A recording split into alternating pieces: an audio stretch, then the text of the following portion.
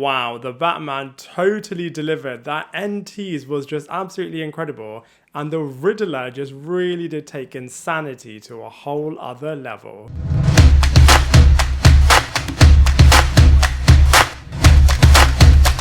Hello everybody, and welcome back to my channel, Lifestyle Critic. I hope you're having a brilliant day. So the Batman has just come out, and I have to say, it was just absolutely incredible. This is going to be my spoiler review of the Batman. If you want to check out my non-spoiler review, then I'll link to that in the description box below, but this is your spoiler warning, as there are so many game-changing, massive things that we have to talk about with the Batman. If you don't mind things being spoiled, then definitely stick around, as we're going to be talking about all the main things. Firstly, let's talk about what they actually did with this movie, which was a brand new interpretation, and we see a younger Bruce Wayne in the second year of his time as the Caped Crusader. And I absolutely love this fact, as it was a bit of a Bruce Wayne and Batman in training, so still having his training wheels on, still having all of this power, all of this wicked technology. On that point, the visuals looked absolutely incredible in this movie. I feel like, given the fact that this was filmed during the COVID pandemic, absolutely brilliant what they were able to achieve with it. And the storyline was just so chilling, as it really did hark back to Bruce Wayne's past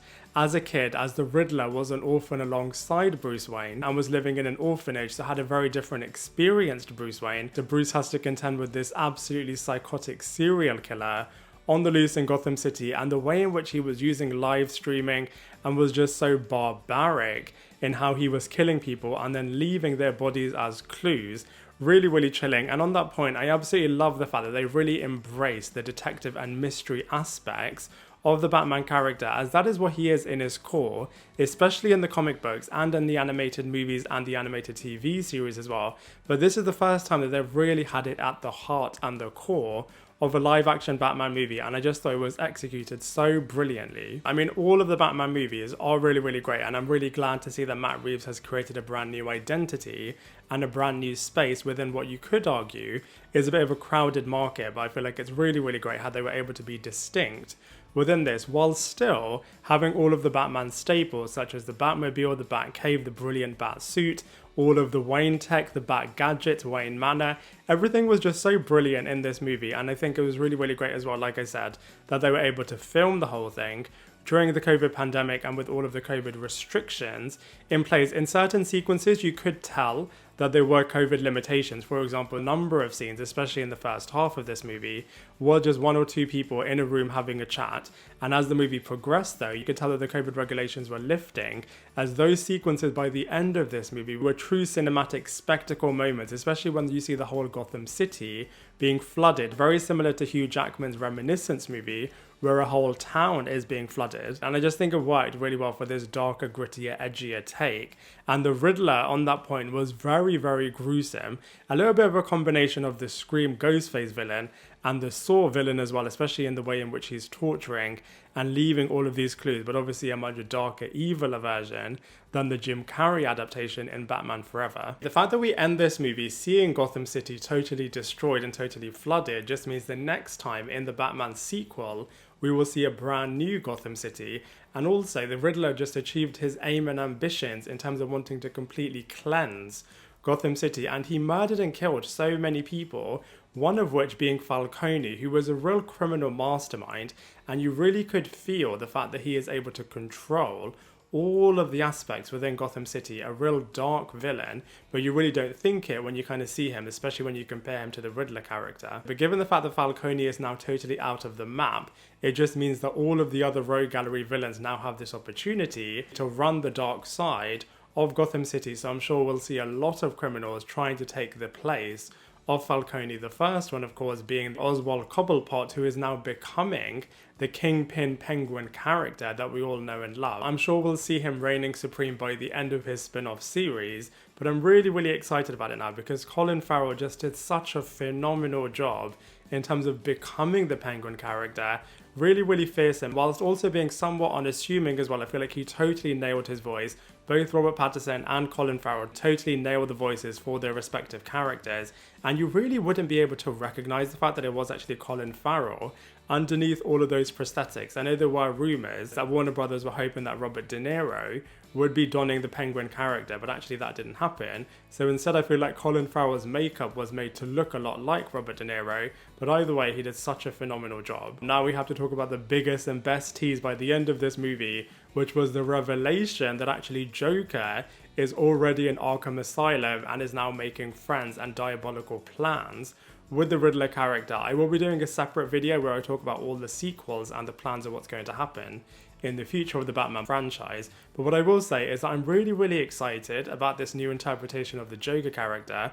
We've seen middle-aged Joker people being played by both Jared Leto and Heath Ledger, and we've seen a lot older versions by Jack Nicholson and Joaquin Phoenix. So I'm really excited to see a younger or earlier psychotic version of this infamous and iconic character, which I think will be so good. At first I thought it was Cameron Monaghan from Gotham playing the Joker character, but actually it's Barry Keoghan from The Eternals, and I can't wait to see what he's going to be doing with this character. I'm sure it will be absolutely incredible. I know that we see Zoe Kravitz's Selena Kyle / Catwoman character leaving by the end of this movie. On that point, how wicked was that final frame where you see Robert Pattinson's Batman Bruce Wayne character going one way, and then we see Zoe Kravitz, Selena Kyle, Catwoman character going another way.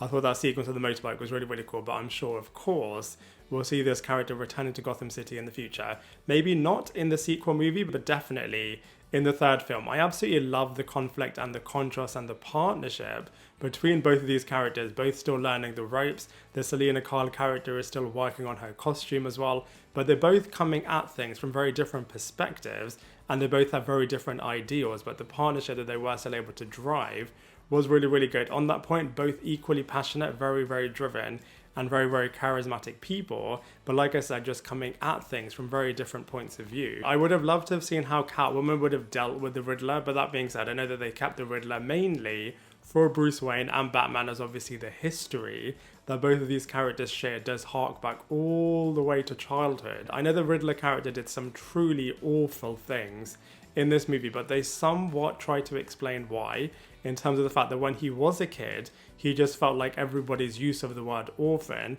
was just totally misused, and he was the one that really experienced all of the difficulties of being an orphan, whereas Bruce Wayne was having all of the focus, all of the attention whilst living in this massive mansion and having access to all the money. So he's got such a bitter hatred and rivalry with this character and just wants to completely undo him and completely destroy him. That confrontation that they have while the Riddler is behind the glass wall in prison and he's revealing all of his secrets, but not the truth about the final nail on the coffin, whereas Bruce Wayne and Batman is just so desperate to try to find that out. That sequence, all the feels definitely were being felt as it was just executed so fantastically. When Paul Dano and Robert Pattinson totally nailed it, and I feel like Paul Dano in particular really did bring out the psychotic side of the Edward and the Riddler character. And his other desire is to uncover the truth for everybody about all of the sinister, dark things that is happening beneath the surface with all of Gotham City's corruptness. This is obviously not the first time that we've seen Gotham City's corruptness being played out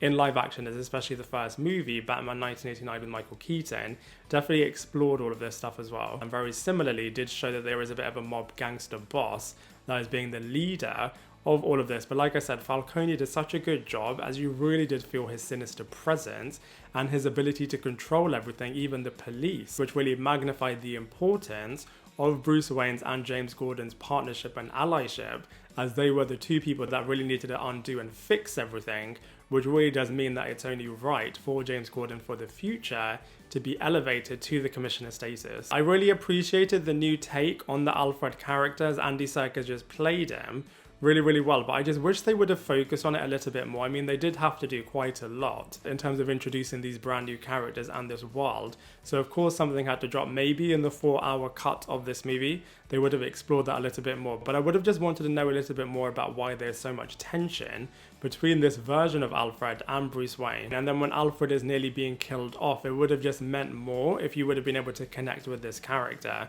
But that being said, I'm really glad that the Alfred character didn't get killed off by the end, as this relationship, like I said, has so much potential. So I'm really intrigued to see where this is going to go in the future. Having Charlie and Max Carver, Lynette Scarvo's twin sons from Desperate Housewives, being the doormen in Falcone's club, I thought thought was genius. They were absolutely brilliant. I love the way in which Bruce Wayne and Batman were interacting with these characters.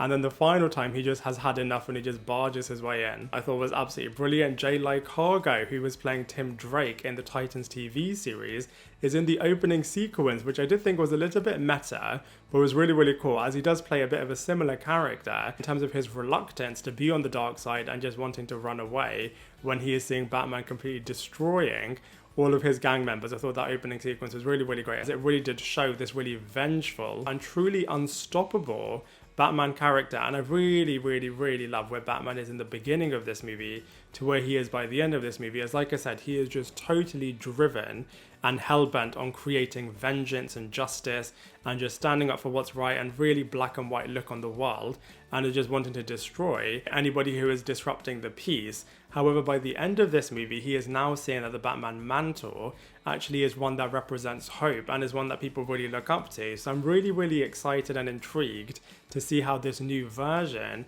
of the Batman character will develop in the future. I do hope that in future installments they maintain the detective aspects that were just so brilliantly realized in this film. I also think they did the right thing in not doing yet again another origin storyline for Bruce Wayne where you see the murder of Thomas Wayne and Martha Wayne and all of that sort of stuff, as we've seen it so many times now, every single time actually when they reboot the franchise. And I think they did the right thing in terms of jumping a few years into Batman's journey, so you really can pick up with a younger Bruce Wayne who, like I said, still has his training wheels on, but just has this access to so much power, so much strength, so much wicked technology as well. But of course, all of the things that happened to him in his childhood definitely still eclipse him and definitely have a big impact on the person he is. I thought it was a really intriguing decision as well to not go down the billionaire playboy route. Maybe we'll see that happening in the future, but at least for now, based on everything that happened to him at a young age, he's just become really, really reclusive and is only picking a few people that he wants to get close to. I think Matt Reeves also had a bit of a hard job on his hands, especially at Once Upon a Time. People were really excited and disappointed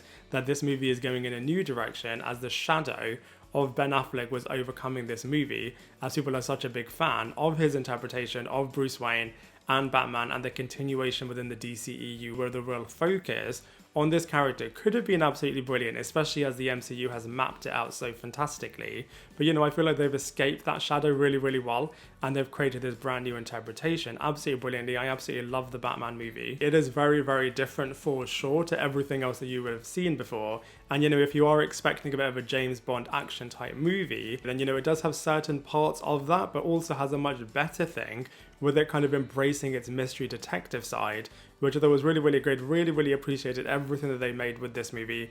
All of the decisions that they made were really, really great, and I'm really, really excited and intrigued to see where on earth it's going to go. Like I said, I'm going to do a separate video which is going to be dedicated fully on all of the sequel potential, both in terms of movies and in terms of TV shows as well. And also, if you want to check out my full non-spoiler review, then I'll link that as well in the description box below. But in the meantime, I'd love to hear what you thought of the Batman, so please let me know in the comment section below. Otherwise, I look forward to seeing you in my next video.